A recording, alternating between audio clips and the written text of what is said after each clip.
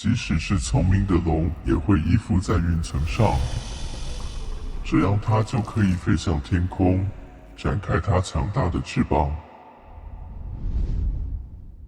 China is interesting place. They have complicated history and complicated future. In this place, on the edge of the world, we can find no less interesting company, Xiaomi. They produce almost everything, from spoons till cars that can reach 0 to 100 km speed for 2.7 seconds. You can have 99% from Xiaomi in your house, which can also be smart home system from the same brand. TV, laptops, house appliances, where you can operate your teapot wirelessly from your phone. Speaking about the phones, here what I have today. This is Xiaomi 14 Ultra, a flagship smartphone from the Rising Dragon that had a long way to fly this high. I had a long experience with Xiaomi phones. My last phone was Mi 9, that I lost in the stormy sea waves. That sent me to the way of searching new phone. My wife to this day used Xiaomi Mi 9 Lite. I remember the times when Xiaomi phones were budget and many people looked at them with raised eyebrows and sometimes even laughed at you for owning a phone from this cheap and unknown brand. But look where we got from that times. This is global version of device. Phone comes with all needed accessories included. Cable, fast 90-watt charger with gallium nitrogen technology, very solid hard shell protection case, pre-applied protection film from the factory, pretty eco-friendly and user-friendly. Stay subscribed to see how this phone stacks up against other modern ultra flagships, such as Vivo X100 Ultra and even real mirrorless cameras in the battle for our field hearts and wallets. Design. It is a very subjective topic. Objectively, it has interesting eco leather on the back, semi-flat edges made from metal. Screen is flat, but has round edges on the border that give it best of both worlds. Flat screen experience, but with sleek waterfall feel. Can't say that this is the most comfortable phone for my hand, but still I can easily see myself using it, especially in the soft case. It is 6.7 inches and weighs 220 grams. On the back we can see large camera bump with Leica logo on it. Is it just for marketing, or you really get the benefits from this cooperation with iconic camera company? Stay tuned and you will know soon, because I feel like it can rival the best phones out there. As for the camera bump itself, I feel like it is not so comfortable to hold it because of the hard edge on it, but as I will use soft case anyway, it is not a problem at all. By the way, I suggest you to order a case that will protect this camera bump. Xiaomi protects its screen with its own Xiaomi Shield Glass. They are proud of it so much that you can find videos online where people show how they beat in nails with phone like a hammer. Impressive and so, but as I know, this plastic on the camera bump scratches literally from thin air, so protect it with all costs. Luckily these cases are very inexpensive, you will thank me later. By the way, Xiaomi has this optional accessory, photography kit, with case where you can attach handle that give you some shutter buttons, built-in battery to increase your photography sessions. Also case has thread to put in filters like CPL, variable natural density and others. I love this idea. Vivo will get the same treatment soon. This is not just a phone, no more. This is real cameras that punch way above their weight. Specs and price.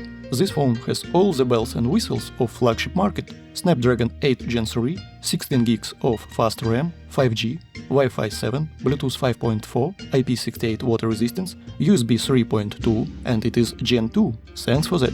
But no external storage expansion and no audio jack with good amplifiers or second USB-C. Sad.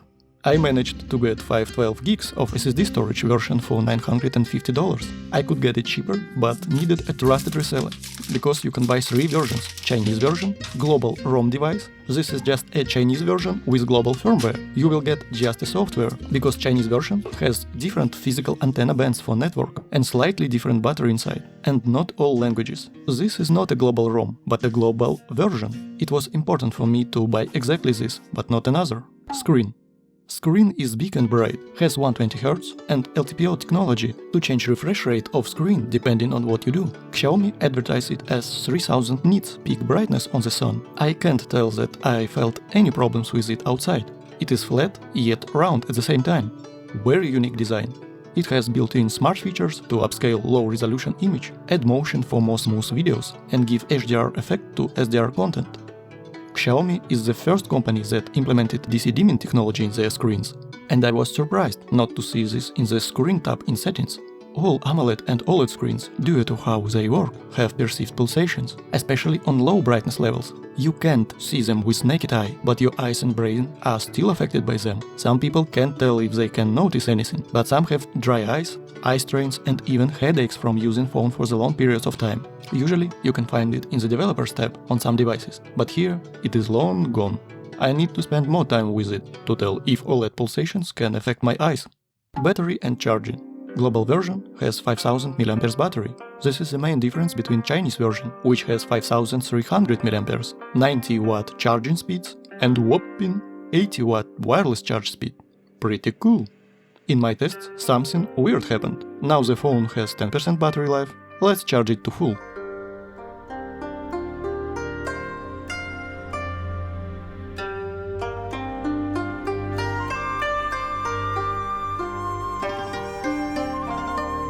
Here, where I thought that it is charging itself for full potential, but you actually need to press this button on the screen.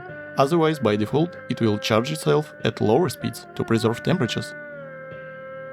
It has reached 50%. Let's see the temperatures. As we are dealing with global version, we need to understand that EU, for example, has rules where devices can't exceed certain temperatures. As we can see, it doesn't go higher than 40-41 degrees. I guess that this device throttles itself. That's why we see slower charging times than other Chinese devices.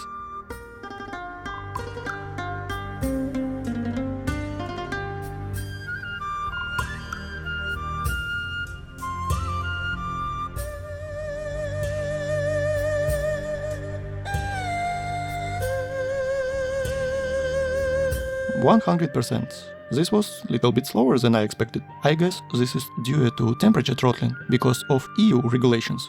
But still, this is not bad results. Let's leave it overnight.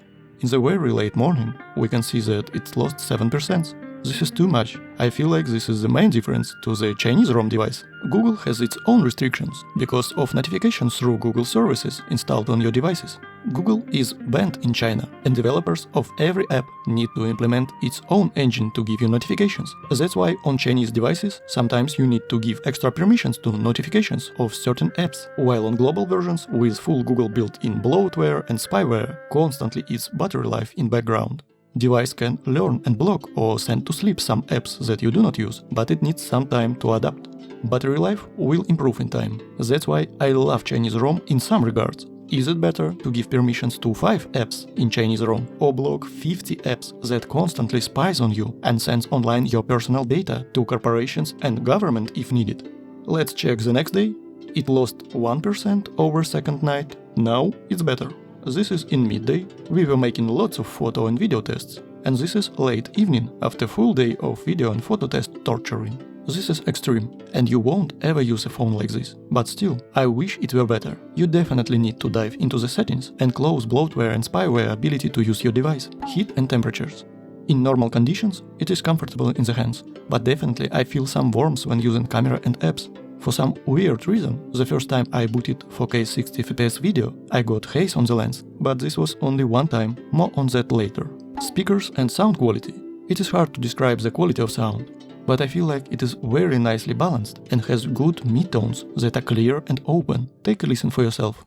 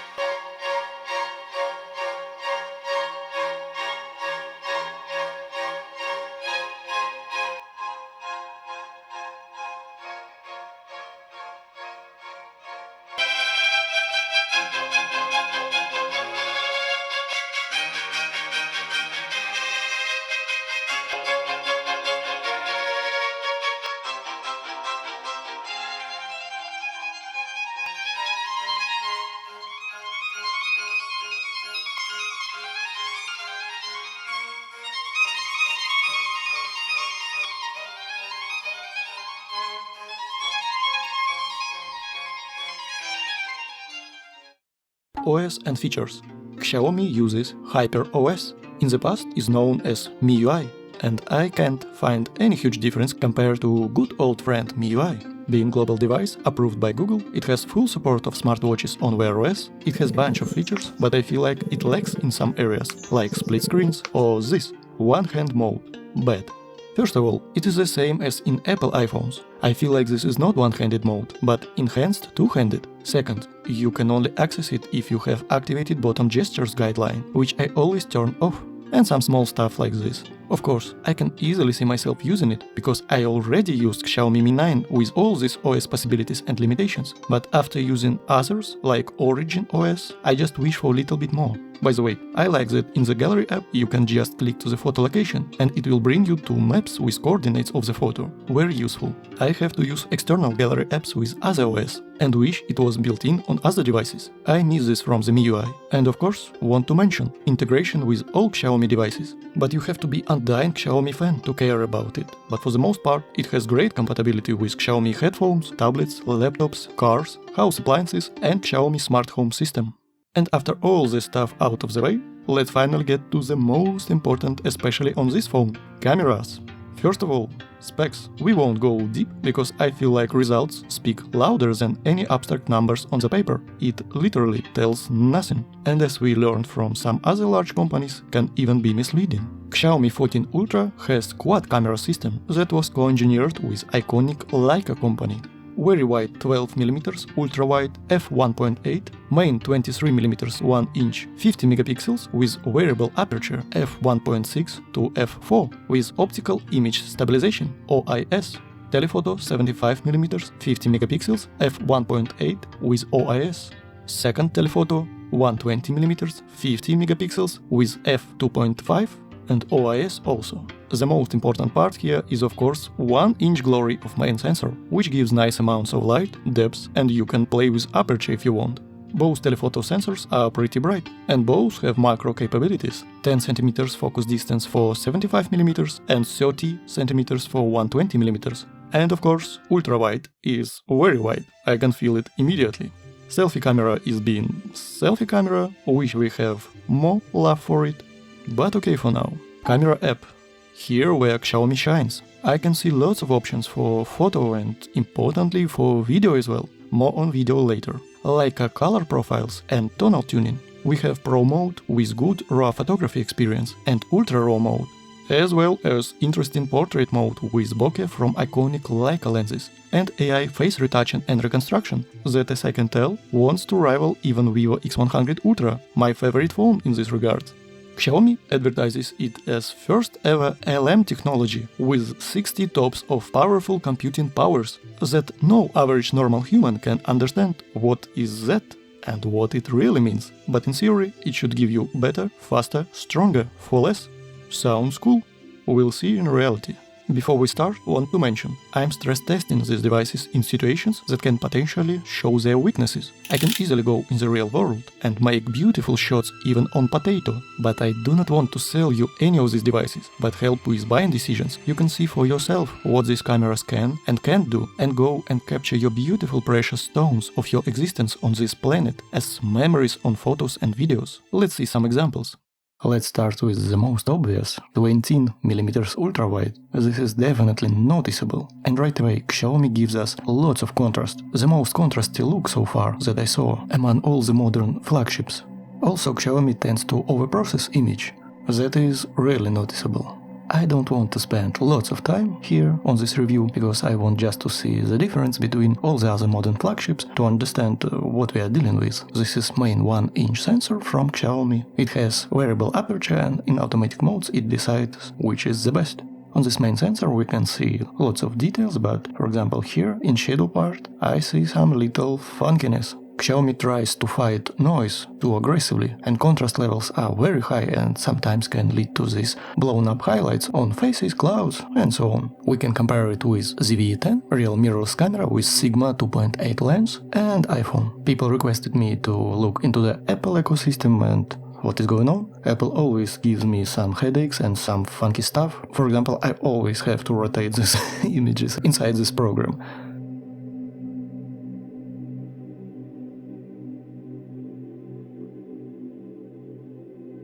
By the way, we are dealing with large APS-C sensor on this camera, but it still was very hard to remove these harsh highlights from the skin. That's why I won't be too critical in this situation for Xiaomi to leave this highlight area on the face. iPhone is always give some strange sausage brown, green and yellow look, but we can see lots of details and even the cameraman inside the eye. This is our first telephoto lens, 75mm f1.8. Straight up without zooming in, I can tell that lots of contrast levels, so shadows are on the edge of being underexposed and highlights are on the edge of being overexposed. Some people won't like this contrasty look, but for me personally, I really enjoy lots of contrast and saturation in the image. Sony on the right, lots of natural light, sun was very harsh, not an easy task to fight against it in post. Sony has lots of natural details, soft look, while Xiaomi gives you literally everything, texture of skin, hairs, small details and so on. I love this Sony look, but I can see that we are reaching the limits of conventional photography. I feel like this camera industry needs to implement computational photography as soon as possible so we can get a lot more small details, less noise in the shadows and better highlight performance. Here what iPhone does. Even though Xiaomi tends to overprocess the image, I feel like iPhone is just uncontrollable in these situations with HDR, with over-sharpness, but we still have lots of details. By the way, Xiaomi has the same AI retouching and facial reconstruction like Vivo X100 Ultra does, but in this situation I feel like it is a lot more aggressive, a lot more overprocessed and sometimes can give you weird artifacts. Here 1-inch sensor, f1.63 aperture, we can see the same artificial AI facial reconstruction and retouching. I know photographers who literally spend hours a day trying to recreate this plastic fantastic look. And here you can do this just with one click of a button. But still this is not bad at all. There are almost no artifacts in these complicated areas with this fake bokeh. We can even see some hairs. Nice job with these cutouts, with this foliage. This area is very complicated, we have shadow in the building and lots of natural sunlight outside. We can test the dynamic range. This is Sony ZV-E10 on the right. Even without zooming in further, I can see lots of noise, and we start to lose details inside this noise floor. Of course, this is not ideal to shoot in these complicated situations, but we can clearly see the advantages of the computational photography, because this is 1-inch sensor, this is APS-C sensor, it is a lot larger. Here for you to understand. So this is 1-inch sensor, you can see that APS-C camera sensors are a lot bigger, it is twice as big and you can place almost 3 1-inch sensors here. And despite this sensor being so small, it captures a lot more shadow information without any noise because of computational photography. Look, this is pathetic, because this camera with this lens cost $400 more than this phone, and it is losing in this particular scenario. Even in terms of dynamic range. First telephoto 75mm, the same. Without zooming in I can see lots of noise patterns, I see blown up highlights. By the way, all the photos that I do on the phones, I do them completely in automatic mode. I didn't use any pro mode, pro features. You can expect the same behavior if you take it out of the pocket and just press the shutter button. You will get exactly same results. I'm simulating just average user who does not understand photography, who doesn't know anything about exposure, about camera gear and so on and so on. So you just take your phone out of the pocket and start shooting. And by the way, I don't find this photo from real camera represent reality, because her skin was not like this. She doesn't have these rough edges and the colors are very off. I will say that result is somewhere in the middle, not so overprocessed and smooth as on Xiaomi and not so rough as on Sony camera. This is 1-inch main sensor, HDR test, it was very hard to even look to the sun. Xiaomi always give you this very contrasty look with deep shadows and very harsh highlights. As you can see on the Sony camera, I tried really hard to remove these highlights, but it was not an easy task to remove it and still preserve the color of your skin and details.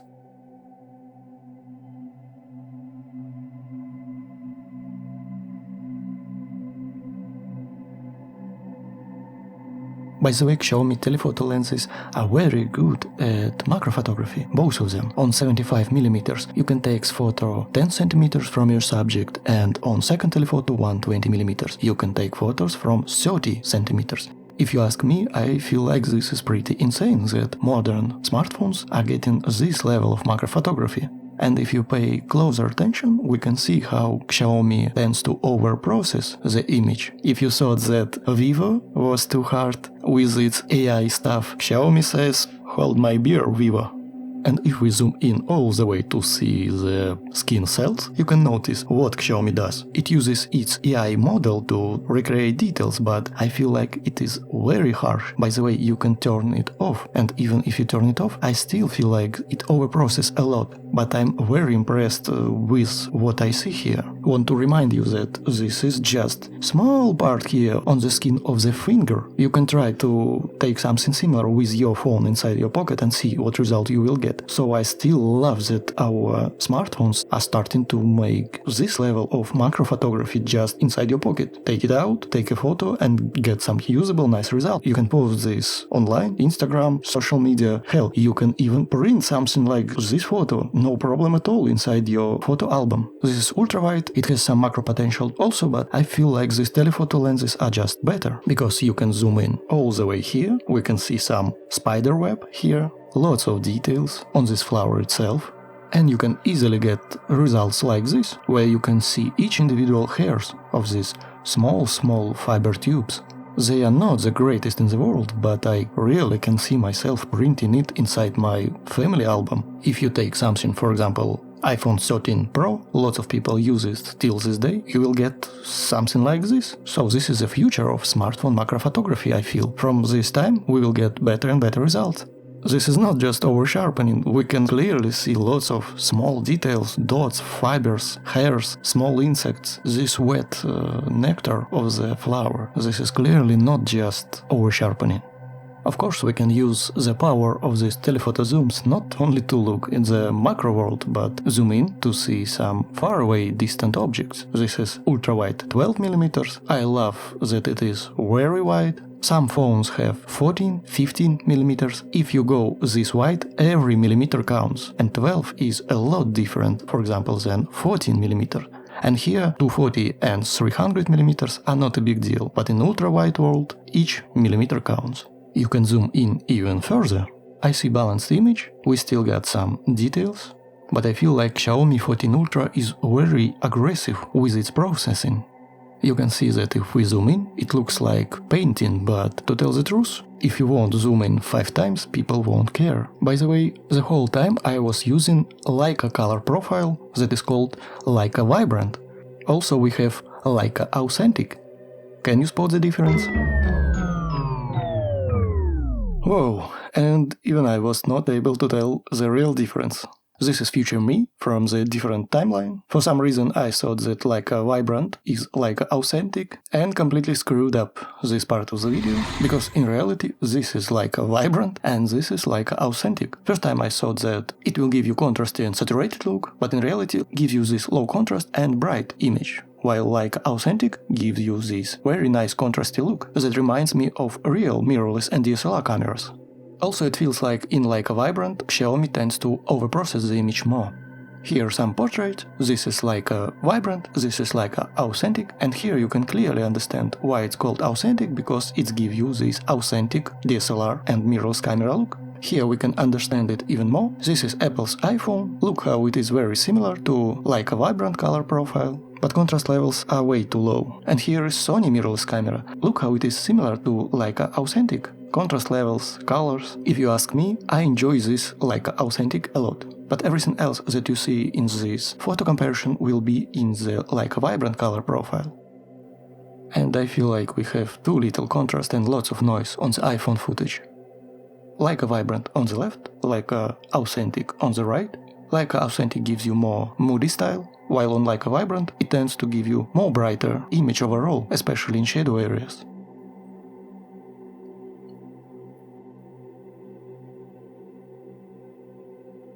Main 1-inch sensor, Leica Vibrant and Leica Authentic. You know, it is give and take. On portraits I like Leica Authentic, but in situation like this, I enjoy Leica Vibrant more. We can zoom in even further, 75, first telephoto lens, and second telephoto lens, 120mm. Vibrant, Authentic.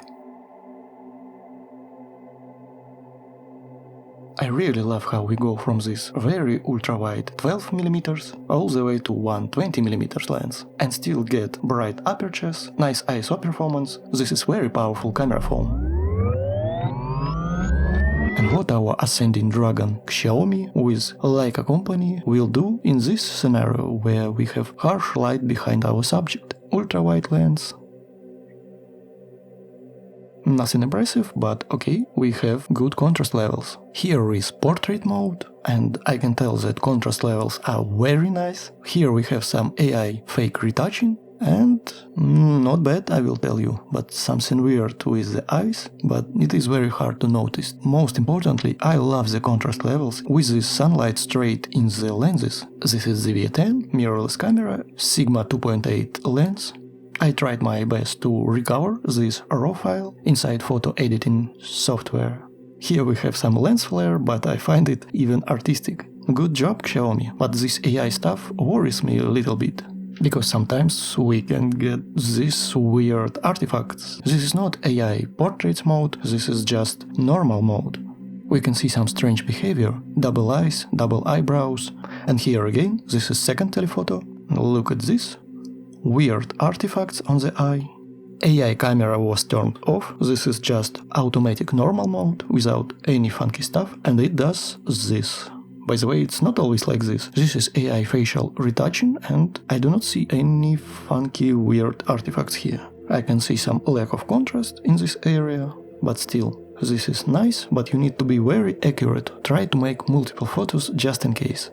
Here again, this is portrait mode with AI facial retouching. We get this weird artifact. This is normal mode on the second telephoto lens. Everything looks okay. And this is Sony lost focus on the eye in this situation, and we get lots of very distracting lens flares. Xiaomi is trying, but I feel like there are better phones for this AI portraiture on the market right now.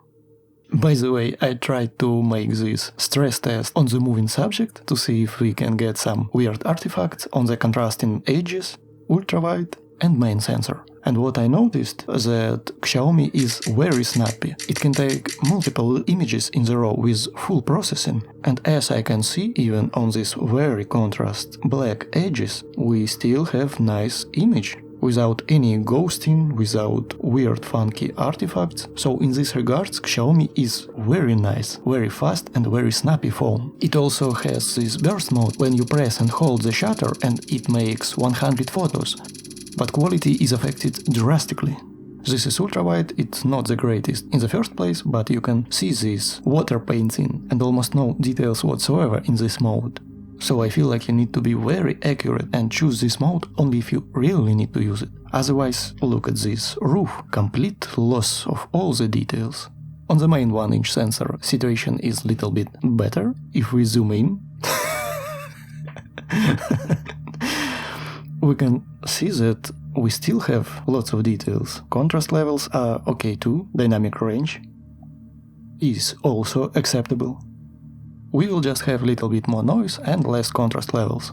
But on the main 1-inch sensor, I feel like you can definitely use this burst mode. And even on these telephoto models, I feel like we get some good results too. I was running very fast. Of course, we are losing some details, we have some noise in the shadow area. I feel like it is definitely usable and will help a lot if you need to film fast-moving subject.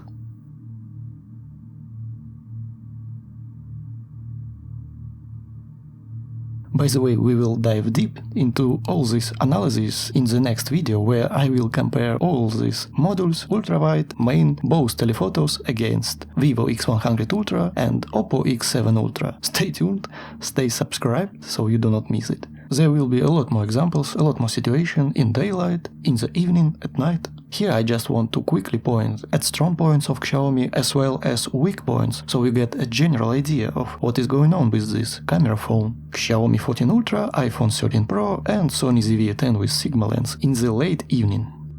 I feel like both Xiaomi and iPhone trying to overprocess the image, but iPhone even beats Xiaomi in this regard by giving you this over-sharpened, weird colors, like why everything is blue, why my skin is green and brown. And look at this, it was almost night already and I just was blown away by these contrast levels, the depths, the light. The only source of light was this small lantern, and I was really impressed. This is the photo that, without zooming in, I would never believe that was taken on a smartphone. I just love the depths, the contrast levels of the shadow and light. Here we can see how Xiaomi is very aggressive with these contrast levels, by this highlight on the head. Let's quickly compare it against iPhone and Sony ZV-10. iPhone colors of the skin are just way off. I did not ever remember any image that was taken on iPhone that gave me good skin colors. No matter what color of the skin of the person is, slightly yellow, magenta, brown people, but it is always way off and unnatural. It looks like a slice of a sausage. And on Sony I can see noise patterns without even zooming in a lot. Poor Sigma, poor Sony.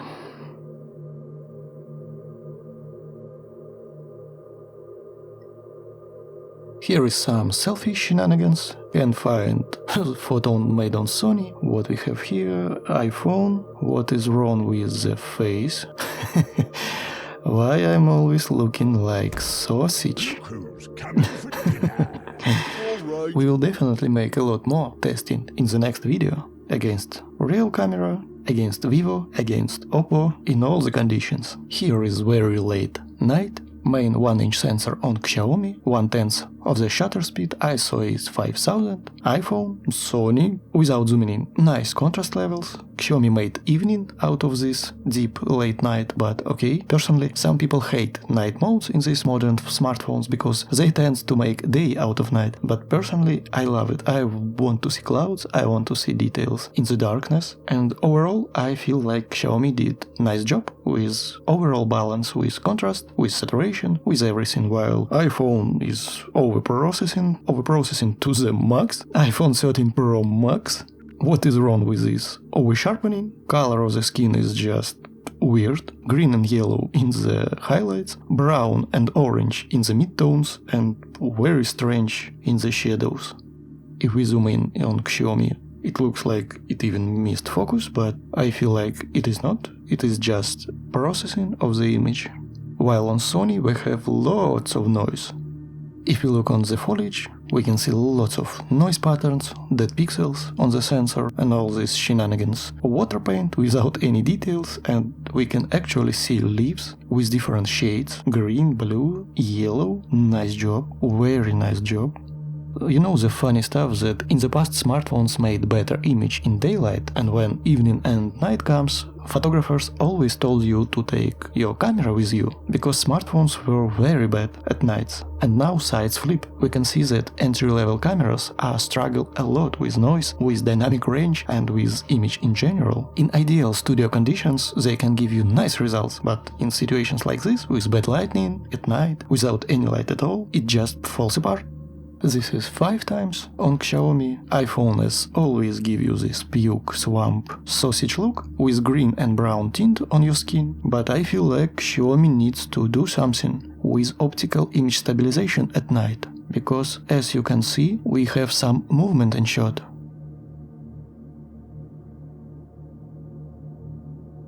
It was very dark, as you can see. I could not see anything with my flash eyes. In reality it was very dark, no lights at all. This is night mode on the 1-inch sensor, and this is Sony ZV-10 and 2.8 Sigma lens. I tried my best to do this handheld, because it was 3 seconds on Xiaomi. I don't know why it says 0.3, it was 3 seconds exposure. Here, I tried my best. I hold my elbows against my chest and tried not to breathe. I hold my breath and took this shot. As you can see, or better say, not see, lots of noise, no details whatsoever.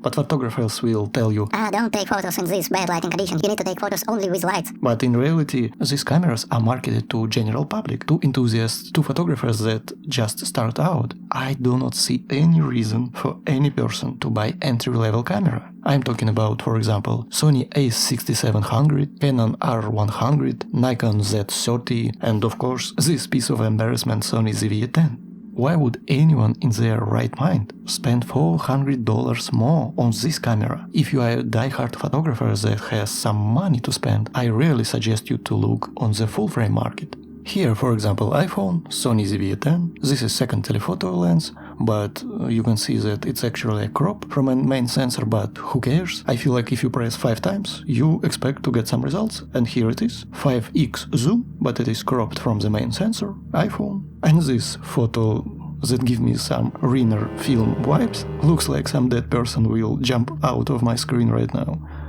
And here I turned on small little lantern, and you can already see that we have actually made 5x zoom from the second telephoto module. And here in the complete darkness it uses 5x, but it is a crop from a main sensor. So if you have any light at all on your scene, your night mode will be a lot better, and it will actually use these telephoto modules, because they are pretty bright.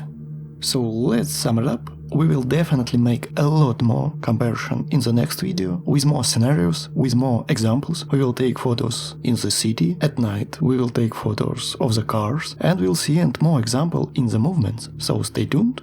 I really loved what Xiaomi did with the 14 Ultra. I feel like Leica cooperation is real, it is not a gimmick. You get nice contrast levels, color science, and very solid telephoto modules that are very bright. You can use them at night, they can zoom in a lot, and also we can get very wide shot with 12mm ultra-wide module that is also very bright, f1.8. It is very solid and capable hardware. You can zoom in 3.2 times, this is evening, you can zoom in 5 times and get very good and usable results.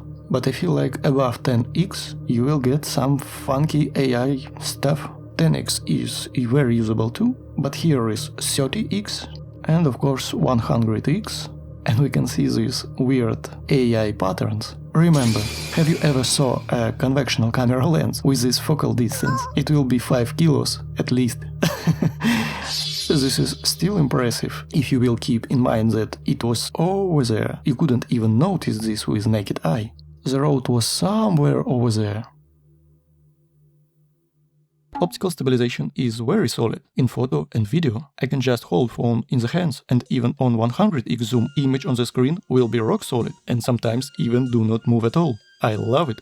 From time and time again, I see how new phones completely destroy the need for me to own any APS-C camera. And even raise a question, do I really need something like full frame with set of lenses that weighs more than 3 kilos in the bag, just to go and have fun on the streets and vacations? I feel like these smartphones made budget camera market completely obsolete for general public and even a large portion of enthusiasts.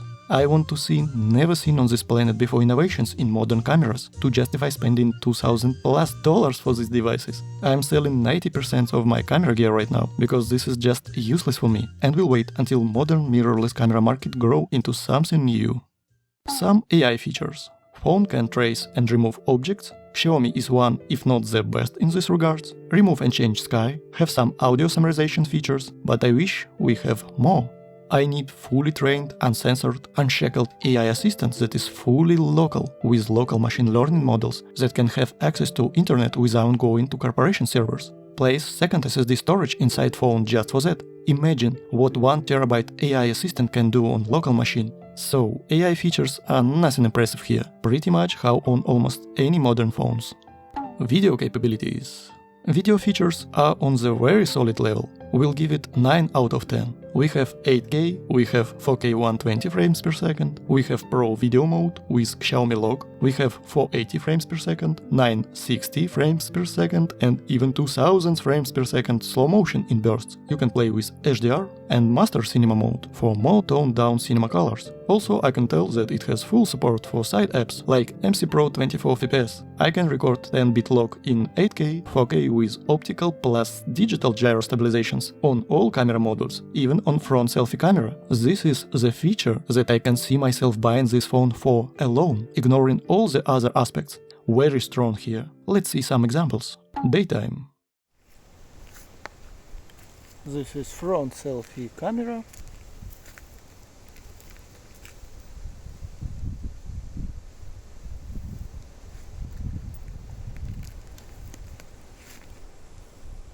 Who is doing the best?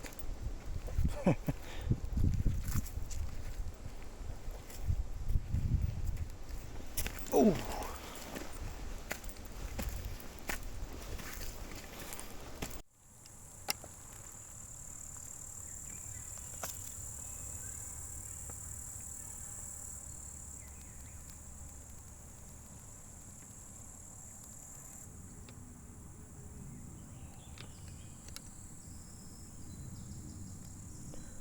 Xiaomi is constantly going out of focus.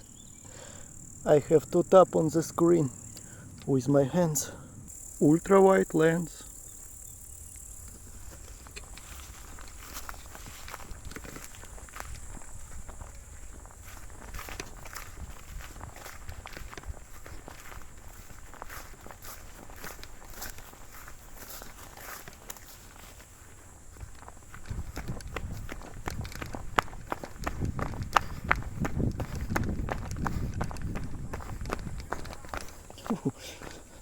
Ooh.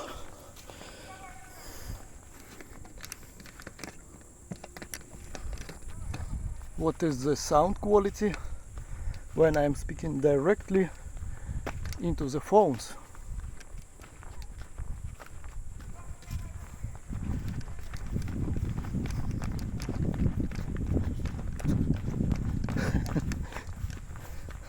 Main sensor.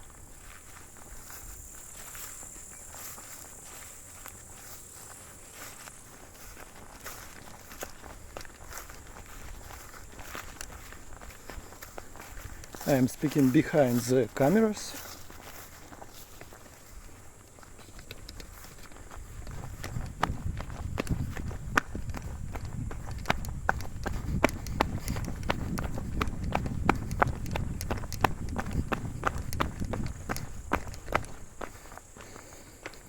Whew.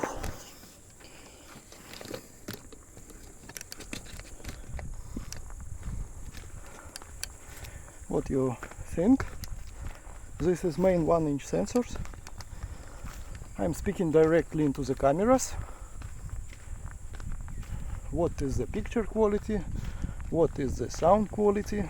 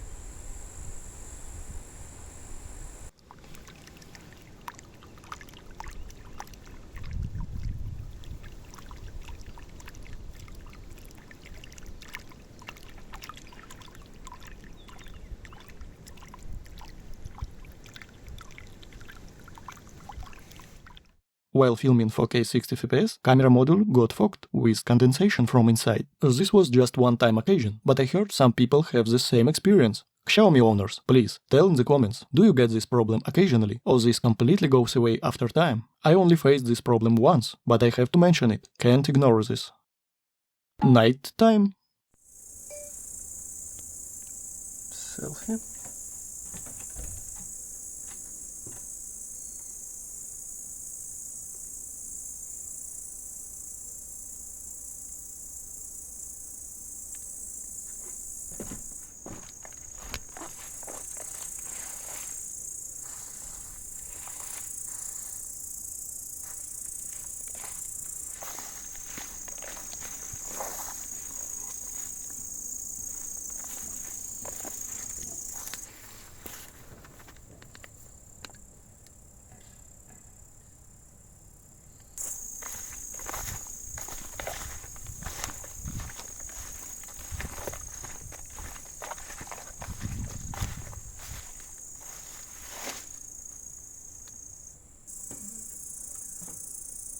This is main 1-inch sensors.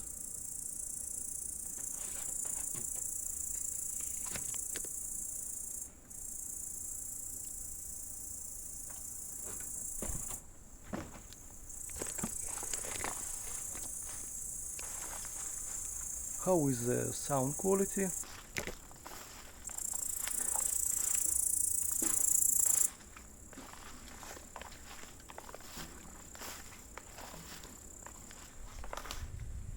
For some reason, manufacturers still do not get it. They do exceptionally photos. Videos are just not yet.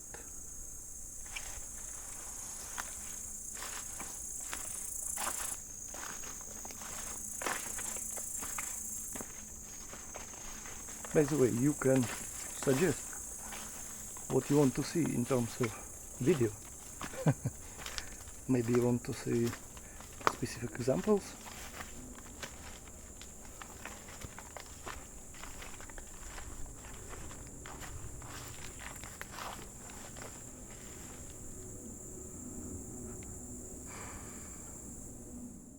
Slow motion.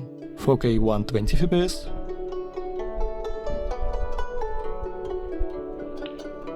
(1080p to 40fps).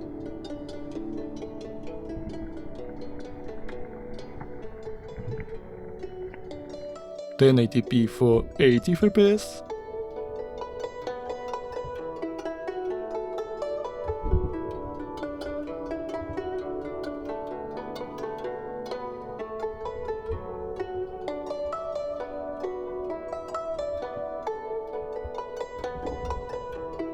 (1080p 960fps).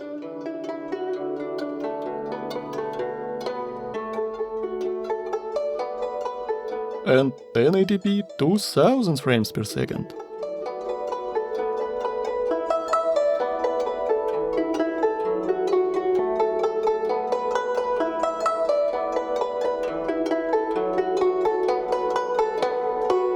Conclusions. This is very strong device, one of the best camera with smartphone attached on top. I loved Leica contrasty look. I loved macro modes and video capabilities with side apps and 10-bit log recording makes it strong contender to be one of the best phones on the market. Can I recommend this phone? After years of owning devices from Xiaomi, I can tell that yes, you won't regret it. But if you find yourself in hard to decide situation, watch my next video, where I will compare it against Oppo Find X7 Ultra and Vivo X100 Ultra, as well as iPhone and real mirrorless cameras. I feel like modern titans like Apple, Google and Samsung have long way to close the gap in terms of raw powers and performance. Of course, this phone has some downsides, like everything on this poor cosmic slum. Try to get your hands in person, because my subjective opinions and choices can be different for you. See you in the next video. Have a very extraterrestrial day, my friend. 非常感谢